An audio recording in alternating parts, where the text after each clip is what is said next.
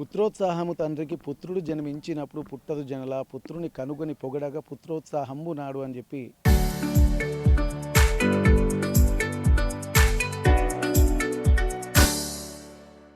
గతంలో ఉండేది. కానీ ఇప్పుడు కన్న కొడుకులే తల్లిదండ్రుల పాలిట కాలయములవుతున్నటువంటి పరిస్థితి.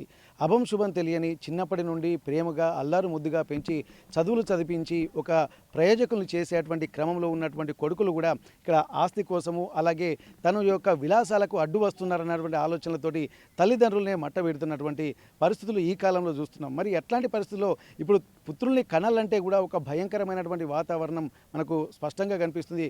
గత కొద్ది రోజులుగా చూసినట్టయితే అనేక సంఘటనలు తల్లిదండ్రుల మీద కొడుకులు దాడి చేసి హతమార్చినటువంటి సందర్భాలు ఉన్నాయి, గాయపరిచిన సందర్భాలు ఉన్నాయి, బెదిరింపులకు పాల్పడుతూ వారిని ఒక అనాథలుగా మిగిలి చేస్తున్నటువంటి పరిస్థితులు కూడా మనం ప్రస్తుతానికి చూస్తున్నాం. మరి ప్రస్తుతానికైతే జయశంకర్ భూపాలపల్లి జిల్లా మాదేవర్పూర్ మండలంలో ఇక్కడ రత్నం సారయ్య అనేటువంటి ఒక వృద్ధుడు 65 ఏళ్ల వృద్ధుడిని అతని కన్న కొడుకు రవీందర్ అతి దారుణంగా గొడ్డలితో నరికి చంపడాన్ని కూడా తీవ్రంగా పరిగణించాల్సినటువంటి అవసరం అయితే మనకు కనిపిస్తుంది. అసలు ఏం జరుగుతుంది, ఎటువంటి పరిస్థితులు రాబోయే కాలంలో ఇంకా ఎదుర్కోవాల్సి వస్తుందన్నటువంటి ఒక ఆలోచన చూస్తుంటే చాలా ఇబ్బందికర వాతావరణం అయితే మనకు కనిపిస్తుంది. ప్రస్తుతానికి రత్నం సారయ్య కూతురు మనతో ఉంది. ఒకసారి తనతో మనం మాట్లాడదాం. మరి ఎందుకంటే ఆ పుత్రులు పుట్టి ఇక్కడ ఉద్ధరించాలి తప్ప మరి ఇట్లాంటి తల్లిదండ్రులనే జన్మనిచ్చినటువంటి తల్లిదండ్రులనే కడతీర్చడాన్ని చాలా దారుణంగా పరిశీలిస్తున్నారు. ఈ విషయం తెలిసినటువంటి చుట్టుపక్కల బంధువులు కానీ ప్రజలు కానీ చాలా తీవ్ర ఆందోళనకు గురవుతున్నటువంటి పరిస్థితికి ప్రస్తుతానికైతే సారయ్య కూతురు మనతో ఉంది. అసలు ఏం జరిగిందమ్మా? మీరు మీ నాన్నను ఇంత దారుణంగా హతమార్చారని చెప్పి అంటే ఇక్కడ చూసేటువంటి వాళ్ళకు కూడా చాలా ఇబ్బందికర వాతావరణం. ఇట్లాంటి వాళ్ళని చూసి ఇంకా ఎంతమంది అది చేస్తారన్నటువంటి భయం కూడా కలుగుతుంది. మరి తండ్రి తల్లిదండ్రుల్ని ఉద్ధరించి పున్నామ నరకం నుంచి కాపాడేదే పుత్రుడు అని చెప్పి అంటూ ఉంటారు. మరి అట్లాంటప్పుడు ఇట్లాంటి వాతావరణం దేనికి సంకేతంగా చెప్పుకోవచ్చు? అసలు ఏం జరిగింది? నరికింది నాకు తెలియదు సార్. ఇక్కడికి వచ్చినాకనే మంచిగా లేడని తీసుకొని వస్తే ఇక్కడికి వచ్చినాక లోపలికి బోనిస్తే పోయి చూసిన. ఇంటికన్నా అయితే అప్పుడప్పుడు మా అన్నయ్యతోటి మా నాన్నకు లొల్లి అయ్యేది. ఎప్పుడైనా అప్పుడోసారి లొల్లి అయ్యేది. లొల్లి అయితే చెప్పేది, ఓసారి చెప్పేది, ఓసారి చెప్పకపోయేది. చెప్పమన్నా చెప్పకపోయేది, మంచిగానే ఉన్నాను అనేది ఏం చెప్పకపోయేది. రాత్రి ఎట్లా జరిగిందో తెలియదు. తెల్లారినాక నాకు ఈడికి వచ్చినాక ఈడికి రాగా కూడా మంచిగా లేడు, మీ అన్నయ్యకును మీ నాన్నకు లొల్లి అయింది అని చెప్పిండు. చెప్తే ఇక ఈడికి వచ్చినాక మా పెద్ద బాబు ఉన్నాడు, ఈడ బాబు చచ్చిపోయిండు అని చెప్పి ఇంట్లోకి పోయి చూపినాక చూసిన ఈడ తగిలింది.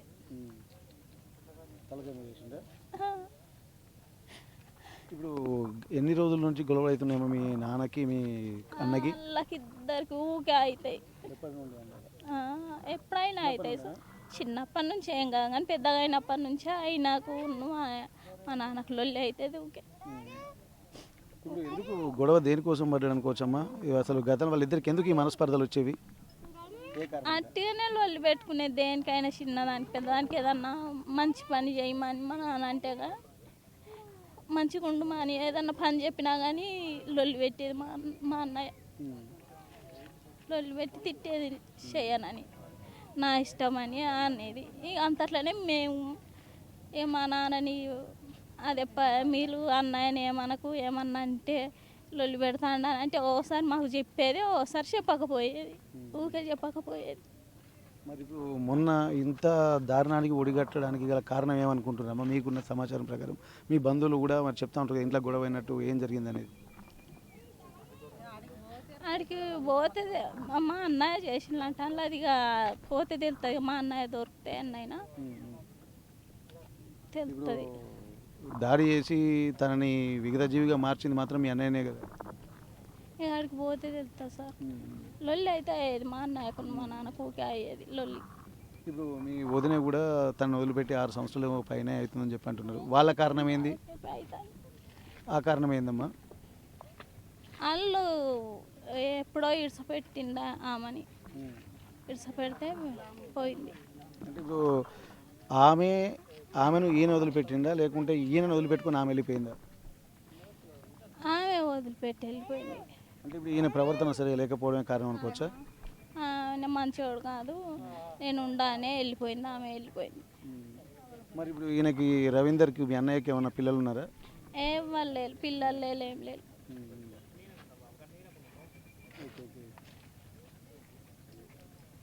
ఇప్పుడు మీ పిన్ని ఉంది కదా, ఆమె ఎట్లాంటిది?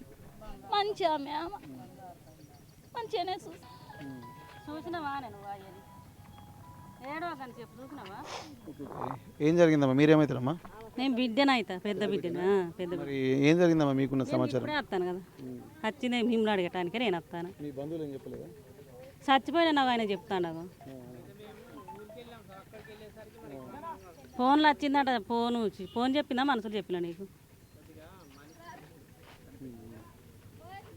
ప్రస్తుతానికి సారయ్య తమ్ముడు మనతో ఉన్నాడు. ఏం జరిగిందన్న మీకున్న సమాచారం ఏంది? ఏం జరిగింది అసలు? మీ అన్నకు ఎవరు దాడి చేసింది మీ అన్న మీద? అన్నయ్య కాదు సార్, తమ్ముడు నాయనకుడు.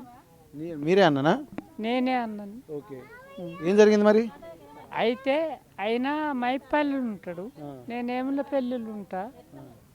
ఆయనకి ఏం జరిగిన సంగతి ఏది తెలియదు. నేనేం చెప్పాలి? అంటే ఇప్పుడు ఏమన్నా ఆస్తి తగాదాలా, లేకపోతే తండ్రిదండ్రులకు తండ్రి కొడుకులకు ఎందుకు గొడవలు వచ్చేది? అయినా ఓ తల్లిని చేసుకున్నాడు. ఆడ ఏం గొడవ అయితే మాకేరి పర్లేదు. ఆయన ఆయనే ఉంటాడు, సంసారం చేసుకుంటుంటాడు. కానీ ఏది మాకైతే ఏమి ఏర్పడలేదు. కానీ ఒక్కడు పెద్ద కొడుకు ఆయనకి పెళ్లి చేసిండు, పోయింది. కానీ ఆడికి రాకు మనిషి, మరి ఆడేమా మానసికంగా మనస్థితి సరిగా ఉండదా సార్? ఇంతే. కానీ మాకు ఒకళ్ళ మీద మేము ఏమని అంటాం సార్? ఒకళ్ళ మీద మేము ఏమని అంటాం? ప్రస్తుతానికైతే వారి బంధువులు కూడా ఇక్కడికి చేరుకున్నారు. తన తండ్రి సారయ్య, పట్నం సారయ్య, రత్నం సారయ్య చాలా మంచి వ్యక్తి అని చెప్పి అంటున్నారు. ఇప్పటికి ఒక ప్రయోజకుడు కావాలని చెప్పి కొడుకు మీద బాధతో బెంగ పెట్టుకున్నవాడే అని చెప్పి అంటున్నారు. కానీ ఆ కన్న కొడుకే తనని ఇటువంటి పరిస్థితులకు దారి తీయడానికి కూడా మనం గమనించాల్సి ఉంటుంది. ప్రస్తుతానికి ఏం జరిగిందో ఇంకా మరికొంతమంది వారి బంధువులు కూడా వస్తున్నారు. ఒకసారి తెలుసుకున్నటువంటి ప్రయత్నం చేద్దాం. అసలు ఇప్పుడు ప్రస్తుతానికి ఇట్లాంటి సిచ్యువేషన్స్ వల్ల పెద్దల్లుడు మనతో ఉన్నారు. ఏం జరిగిందన్న మీకున్న సమాచారం ఏంటి? అంత అతడు మంచిగానే ఉంటాడు. 8th వరకు చదువుకున్నాను. ఇక చదువులో పంపిస్తారు అన్న, ఇంటి దగ్గరనే ఉంటారు. ఇష్టమైతే పొలం పనులకు వెళ్తారు, లేకుంటే అట్టిగానే ఉండేది. ఈ తండ్రి అనేది కూలికి పోయి అటు ఇటు ఇతనికి డబ్బులు ఇస్తే తినుడు, సప్పుడు అటు ఇటు తిరుక్కుంటూ ఉండడు, పని చేయడు. ఇక ఇట్లే కంటిన్యూ చేస్తూ ఉండి ఇతనికి వచ్చిన డబ్బుతో ఎటన్నా కూలికి వెళ్తారు కదా, మేషన్ వర్క్ చేసేది మా మామ. అయితే ఈ డబ్బు ఉన్నంత వరకు ఇతనికి ఇచ్చేది. ఇక తినుకుంటా వండుకుంటా వీళ్ళు వేరే మళ్ళీ యామన పిల్ల కొన్ని రోజులు ఉంటారు. వీళ్ళు అప్పుడు ఇప్పుడు కొడతారు ఏమో భయపడి. ఇక భయపడే అయితే ఈ పొలం పనులు ఉంటాయి కదా, ఇప్పుడు వర్షాకాలం పడింది కదా, పొలం పనులు ఇక్కడ మైబూపల్లిన కొంత పొలం ఉన్నది ఇక్కడ. అయితే అయితే ఇక్కడ పొలం పనులు చేయడానికి ఇక్కడ ఉంటారు. ఇక ఆ సంతూరు వీళ్ళ అన్నదమ్ముల దగ్గర అక్కడ ఇల్లు కట్టుకున్నారు. వీళ్ళ టార్చర్కు అప్పుడప్పుడు టార్చర్ చేస్తారు. ఇలా చిన్న కొడుకు అటువంటి అక్కడ హైదరాబాద్ ఉంటారు. ఇక అతను కూడా ఈయనకు ఇక మంచితనం లేదు. ఇక ఈయన మటకు ఆయనకు ఈయనరు అన్నట్టు పడకనే అక్కడ ఇక రాకలేదు పోకలేదు. ఇప్పుడు చక్కగా ఇక ఇటు ఇట్లా అతనికి మరి ఫోన్ చేసినా కానీ ఏం రెస్పాన్స్ లేదు. ఇక బాగానే ఇక ఈయన అయితే క్యాండిడేట్. ఇక మా మామ అయితే మంచివాడు, అందరికీ తెలుసు. ఇప్పుడు చిన్న ఆయనే నాన్నతోటి వాళ్ళ బంధువులతో అందరూ మంచిగా ఉంటాడు. చిన్న ఆయన మంచిగా ఉంటాడు, కానీ ఇక అక్కడ దూరం ఉంటాడు. ఇప్పుడు హైదరాబాద్లోనే ఉంటున్నాడు. మరి దీనికి ఇంత దారుణానికి ఒడిగట్టడానికి కారణం మీకు ఏమనిపిస్తుంది? ఇప్పుడు కారణం అంటే అడిగినప్పుడు డబ్బులు ఇవ్వకపోవడమే ఒక మెయిన్ రీజన్ అయి ఉంటుంది. అడిగినప్పుడు ఎప్పటికీ డబ్బులు ఉంటాయి సార్, ఇక మన దగ్గర ఉంటాయి కదా. ఇక అందులో లేనిసరికి ఇతనికి అటు ఇటు పోవడానికి తిరగడానికి ఎటైనా డబ్బు అవసరం కదా. ఇక అడిగి ఉంటారు. ఇవన్నీ ఇక ఇది లాభం లేదు అనుకున్నారా, ఇక వేసి పడేసిండు. ఇక అట్లా అదే ఇక అంతకు తప్ప ఎక్కువ ఏమి ఉండదు. ఇక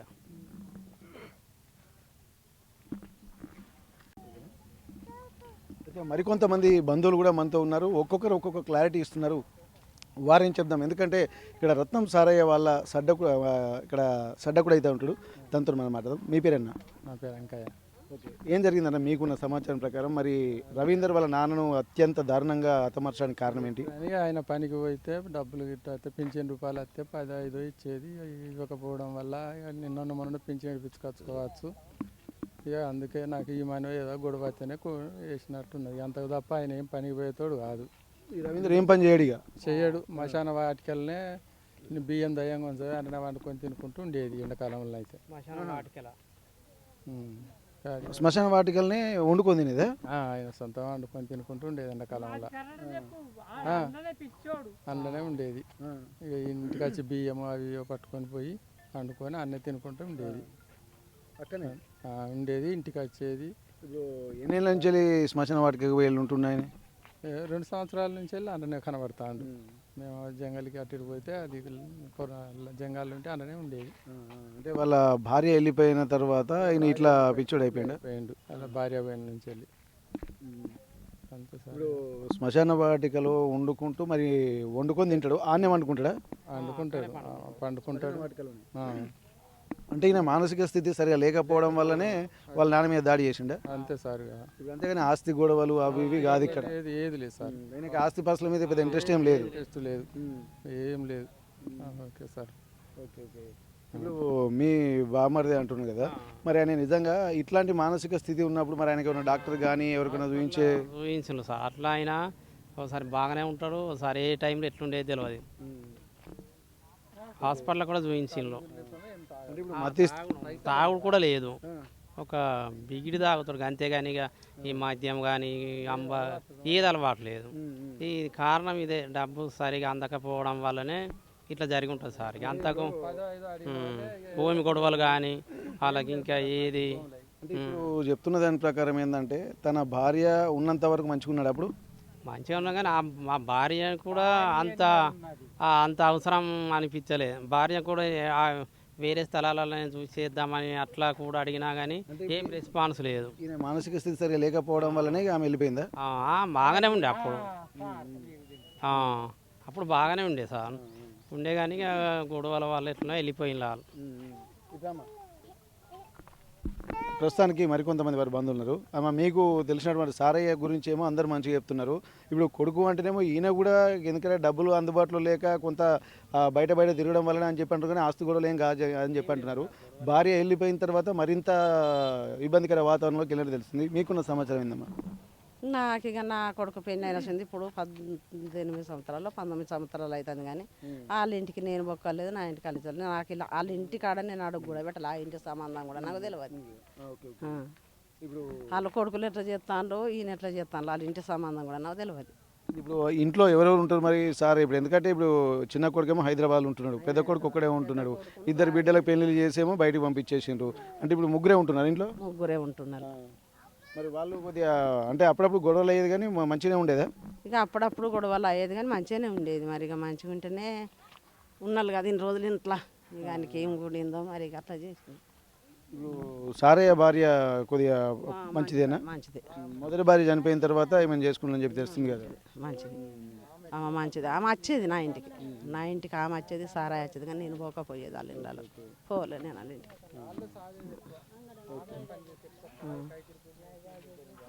సాది వచ్చేది బిడ్డ దగ్గరికి, వచ్చేది బిడ్డను కూడా మంచిగానే చూసుకునేది, కానీ నేను పోలే సారు ఇక వాళ్ళ ఇంటికి నేను పోలే. అలా కొడుకుని అయితే నేను ఇంతవరకు నా కోడలు పెళ్లి రోజే చూసిన నేను అన్ని. సారయ్య భార్య ఎట్లా ఉండేది వీళ్ళతోటి? బాగా మంచిగా ఉంటుంది సార్. ఆమె అన్ని ఎదురైన పనిలోకి పోయి ఇద్దరిని సాది సార్. వీళ్ళిద్దరిని భర్తను కొడుకును ఇద్దరు. ఈయన పెద్ద మనిషి, ఈయన ఏమంత పనికి పోకపోయేది. ఆమె పనికి ఎక్కువ పోయి వీళ్ళిద్దరికి కూలి పైసలు అయినా ఏమైనా తెచ్చి అన్ని సౌకర్యాలు ఆమె చేసేది సార్. ఎక్కువ సారయ్య ఏం పని చేసేది? నాడు సుతారి పని చేసేది, కానీ ఇప్పుడు చేయకుండా అయిండు, ఆరోగ్యం బాగా లేకుండా అయిండు, ఎటు పోతలేడు. ఇప్పుడు వ్యవసాయం ఉంది ఏమన్నా? వ్యవసాయం ఉన్నది కానీ ఆ పొలం చేసుకుంటారు. పొలం 2 ఎకరాలు ఎంత ఉన్నదా? 2 ఎకరాల పొలం ఉంటుంది, 2 ఎకరాల చేయను ఉంటుంది. అదే పొలం పనులకు వెళ్తుంటుంది. ఆమెను కూడా ఒకసారి కొట్టిండు సారి రవీందర్ అని. ఇలా తల్లిని కొట్టిండు సారి. ఒకసారి రోకలతో కొడితే ఏం చేయబోయింది, ఇక్కడ దెబ్బలు బాగా తాకినాయి. ఇట్లనే ఇప్పుడున్నా కానీ కొద్దిగా భయంగానే బతికేది. ఇలా భయంతోనే ఏమైనా పెళ్ళిలా ఇలా సంత అన్నదమ్ముల దగ్గర మళ్ళీ ఒక రేకుల షెడ్ వేసుకున్నాడు. ఇతను సుత మేషన్ వర్క్ చేస్తారు కదా, అక్కడ కట్టుకుంటారు. అక్కడ ఉంటే ఈ ప్రమాదం జరిగేది కాదు. ఇక్కడ ఇక వ్యవసాయ యామనపల్లి ఇంతకుముందు ఉన్నదంటే ఈ మహబూబ్పల్లి, వాళ్ళ సంతూరు అదే యామనపల్లి. నుంచి ఇల్లరికం ఇక్కడికి వచ్చిండు ఆయన మహబూబ్పల్లి. ఇక్కడ చేనులు పొలాలు ఇక్కడ. ఇప్పుడు ఇక్కడ చూడనమ్మా, ఇప్పుడు ఎందుకంటే పిల్లలు కూడా తల్లిదండ్రులు సాధాలి. ఎందుకంటే వార్ధక్యంలోకి వచ్చిన తర్వాత, ముసలితనంలోకి వచ్చిన తర్వాత, ఇప్పుడు చిన్న పిల్లల్ని తల్లిదండ్రులు ఎట్లా చూసుకుంటారో వృద్ధాప్యంలోకి వచ్చిన తర్వాత కూడా వాళ్ళను కూడా చిన్న పిల్లలాగా చూసుకోవాల్సినటువంటి బాధ్యత. మరి చిన్న చిన్న అవసరాల కోసం కూడా ఇట్లా హతమార్చడం దేనికి సంకేతం? రాబోయే రోజులలో ఈ సంఘటనలు చూస్తుంటే మీకు ఏమనిపిస్తుందమ్మా? ఇది చాలా బాధాకరంగానే అట్లా అయిపోయింది. కోపంలో అట్లా కొట్టినట్టున్నాడు మా పెద్ద బాప ఆయన. మా ఏరాల వల్ల నాన్న ఎట్లా గొడవలు అయినాయో కానీ ఇంట్లో గొడవలు కావడం వలన ఆయన కోపంలో కొట్టినట్టున్నాడు. క్షణికావేశంలో జరిగింది అనుకోవచ్చా? అంతే. ఓకే, ఇక్కడ మనం గమనించాల్సింది ఏంటంటే వాళ్ళ తల్లిదండ్రులు అందరూ మంచిది. ఎందుకంటే ఇప్పుడు సారయ్యకు, రత్నం సారయ్యకు మొదట సంతానం తర్వాత 4 పిల్లలు, 2 కొడుకులు, 2 బిడ్డలు, 2 బిడ్డల పెళ్ళిళ్ళు చేశారు. ఒక అబ్బాయి మాత్రము ఇక్కడ మహబూబ్పల్లి తన సొంత గ్రామంలోనే ఉంటున్నాడు. పెద్ద అబ్బాయి, చిన్న అబ్బాయి మాత్రం హైదరాబాద్లో అడ్వకేట్గా పనిచేస్తున్నాడు. ఆ తర్వాత ఎవరి జీవితాలు వాళ్ళు చూసుకుంటున్నారు. కానీ ఇక్కడ ఎవరైతే రవీందర్ ఉన్నారో, హత్య చేసినటువంటి వ్యక్తి ఎవరైతే ఉన్నాడో పెద్ద కొడుకు, తను మాత్రం తల్లిదండ్రుల దగ్గరనే, అంటే తల్లిదండ్రుల దగ్గర అంటే ఇక్కడ పెద్దకు అంటే తన సొంత తల్లి గతంలో చనిపోయిన తర్వాత ఇప్పుడు 2వ వివాహం చేసుకున్నాడు రత్నం సారయ్య. ఆ తర్వాత తను కూడా మంచి వ్యక్తి అని చెప్పి వారి కుటుంబ సభ్యులు, బంధువులు అందరూ చెప్తున్నారు. ఇక్కడ ఆమె కూడా కూలీ నాలికి వెళ్ళి ఇక్కడ చాలా డబ్బులు సంపాదించి కూడా తన పెద్ద కొడుకుకి అలాగే తన భర్తకు సారయ్య కూడా ఇచ్చేదని చెప్పి అంటున్నారు. మొత్తం ఓవరాల్గా ఇక్కడ అంతా సిచ్యువేషన్ చూసిన తర్వాత గత 6 సంవత్సరాల క్రితం అంటే రవీందర్ భార్య ఇంటి నుండి వెళ్ళిపోయిన తర్వాత తను మానసిక స్థితి గతంలో కొంత ఇబ్బందికరంగానే ఉండేది. ఆ తర్వాత మరింత ఇబ్బందికరంగా మారి తను ఒక్కడే వెళ్ళి శ్మశానంలోనే కొంత ఇంట్లో ఉన్నటువంటి బియ్యము, కూరగాయలు తీసుకెళ్లి శ్మశానంలో వండుకొని తినేవాడని చెప్పి అంటున్నారు. తన మానసిక స్థితి కూడా సరిగా లేక గతంలో కూడా తన పినతండ్రి తల్లి మీద కూడా తను చేయి చేసుకున్నట్టుగా తెలుస్తుంది. అంటే తను మానసికంగా కొంత ఇబ్బందికర వాతావరణంలో ఉండడంతో ఇటువంటి సంఘటన జరగవచ్చు. కానీ డబ్బులు అడిగినప్పుడల్లా డబ్బులు తండ్రి ఇచ్చేవాడని చెప్పి అంటున్నారు. ఈసారి మాత్రం అడిగినప్పుడు డబ్బులు ఇవ్వకపోవడమే ప్రధాన కారణంగా ఇక్కడ ఉన్నటువంటి బంధువులు చెప్తున్నారు. ఇక్కడ దీనికి సంబంధించి ఆ క్షణికావేశంలోనే తండ్రిపై గొడ్డలితో దాడి చేసి హతమార్చినట్టుగా తెలుస్తుంది. మార్గ మధ్యంలో హాస్పిటల్కి తీసుకొస్తుండగా ఇక్కడ మార్గ మధ్యలోనే తను విగత జీవిగా మారడంతో ఇక్కడ తన బంధువులందరూ ఇక్కడ భూపాలపల్లి, జయశంకర్ భూపాలపల్లి ప్రధాన ఏరియా ఆసుపత్రికి చేరుకొని కొంత ఆవేదన చెందుతున్నటువంటి పరిస్థితి. ఇక్కడ పోలీసులు కూడా పూర్తి స్థాయిలో ఎంక్వైరీ చేస్తున్నారు. ఇక్కడ మాత్రం ఇట్లాంటి ఆస్తి గొడవలు కూడా లేవు అన్నటువంటి విషయాలు చెప్తున్నాయి. ఎందుకంటే ఉన్న 2 ఎకరాల పొలం కూడా వాళ్ళు సాగు చేసుకునేది. అతని వ్యవసాయం మీద కూడా తను ఆసక్తి అని చూపించకపోయేది. ఇష్టం కాటరం సిఐ నాగార్జునరావు గారు మనతో ఉన్నారు. ఒకసారి వారి మాటల్లో విందాం. అసలు సంఘటన జరిగిన తీరు మీద ఇప్పటికే ఇన్వెస్టిగేషన్లో ఉంటున్న నేపథ్యంలో వారికి ఉన్నటువంటి ప్రాథమిక సమాచారం ఏందో తెలుసుకున్నటువంటి ప్రయత్నం చేద్దాం. ప్రస్తుతానికి నాగార్జునరావు గారు మనతో ఉన్నారు. ఒకసారి నమస్తే సార్.